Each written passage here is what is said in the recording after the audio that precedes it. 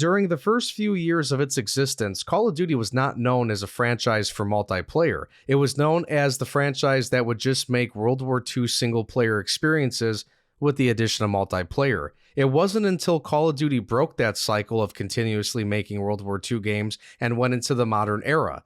As we know, Call of Duty officially took off when they started the Modern Warfare series because of how great they were in the multiplayer universe with Call of Duty 4, Modern Warfare 2, and Modern Warfare 3. But they also took the campaigns to a whole new level as well. It was almost like Star Wars, no, not in space with spaceships, but a story and characters that expanded into multiple games. We still talk about some of these characters to this day: Captain Price, Soap, Ghost, and Makarov, just to name a few. The OG Modern Warfare Trilogy provided us with a lot of great moments and some controversial ones as well. So let's revisit the Modern Warfare Trilogy today.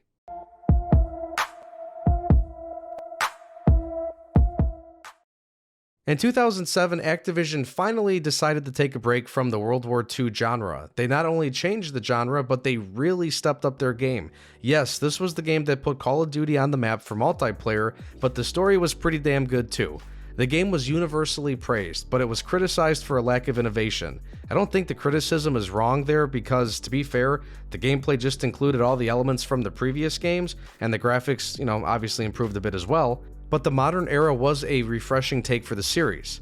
The modern era was a refreshing take for the series, but it also felt like a Hollywood blockbuster action movie. There's a lot of memorable characters and moments throughout this story. Characters like Captain Price, Soap, and Imran Zakayev made their introductions in this game. They are the most influential characters in the entire franchise. No other characters from the franchise come close to how cool and influential these guys are. Well, maybe some from the Black Ops series in part 3 of this miniseries, by the way, wink wink. Heck, characters played by famous actors in later games like Kevin Spacey don't even come close to this group of characters from the Modern Warfare series, and they have been brought back to life in the new Modern Warfare Trilogy as we've been seeing today.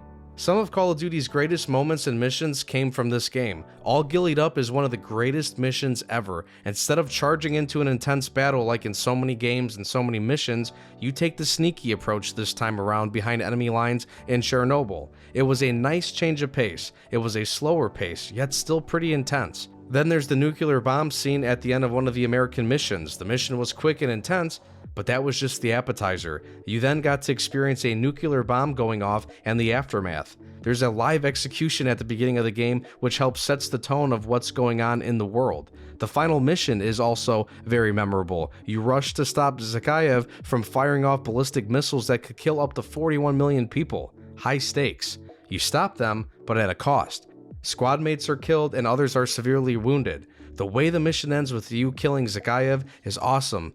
The way Captain Price slides the pistol over to you and then you shoot Zakayev and his soldiers as they're distracted by a helicopter, awesome. For a game that doesn't have cinematic cutscenes, at least back then, outside of the load times between missions, the in-game sequences were pretty solid. The sequel to Modern Warfare released in 2009. This is my second favorite Call of Duty campaign of all time. We went back to the Hollywood-style action sequences and the over-the-top moments came back. But that's fine, because this game delivered many more memorable moments in general, and stuff that still sticks with me to this day. Soap and Price are back. New memorable faces include Makarov and General Shepard. Modern Warfare 2 featured the craziest and most controversial mission to ever exist in Call of Duty, the airport mission. As an undercover American agent, you work with the game's villain Vladimir Makarov, who is Zakayev's protege. You join Makarov and his men in shooting up an entire airport full of people in Russia. Many civilians and police officers are killed in the shootout, and at the end, Makarov, who knows you're an American, kills you in order to cover up the attack. Then Russia gets pissed off and invades the United States. The American side of the campaign focused on not only defending Washington, D.C. and the White House, but most importantly, Burger Town. The campaign just hits different when you are fighting on your own soil, which is something new for a change. The American missions are memorable even if the best characters are in the other half of the campaign. The other missions put you in the shoes of Soap and Roach. They, along with Captain Price and others, like Ghost, make up Task Force 141. The main goal of the task force is to hunt down Makarov. But then there's a huge plot twist near the end of the game, when General Shepard betrays the task force and guys like Roach and Ghost are killed. So the game eventually ends with Soap and Price going on a suicide mission basically to get revenge on Shepard. After a Hollywood action sequence chase, one of the franchise's most memorable endings occurs. Shepard is beating the shit out of Price and you are laying on the ground half dead yourself. You then button smash to pull a knife out of you, and then the most legendary throwing knife kill occurs when you take down Shepard. Man, Call of Duty always seems to nail the endings of their campaigns. The final game in the Modern Warfare Trilogy dropped in 2011. This campaign was alright, it's one of the weaker ones in my opinion. The story itself was cool, thanks to a lot of shock and awe moments. However, there's not many missions that really stick out to me outside of the major moments. So, Price and Soap are on the run after killing Shepard. Modern Warfare 3 is essentially World War 3. The American side of the new campaign yet again has you defending the US during the Russian invasion, this time in New York. Makarov raises the stakes once again and turns this into a global conflict. Makarov and his forces attack the plane of the Russian president, Makarov assumes control of Russian forces, and he orders chemical bomb attacks on NATO capitals and then eventually invades Europe.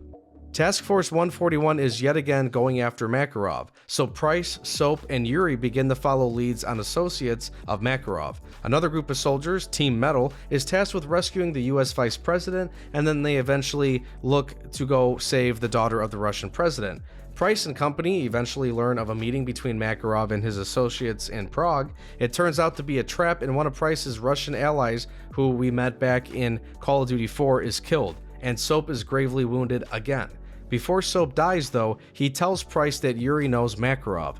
Price gets pissed and interrogates Yuri, and Yuri spills the beans. We get some cool flashbacks then as Yuri is telling Price about how he was there during the assassination attempt on Zakhaev, and he was there to witness Makarov himself detonate the nuclear bomb in COD 4.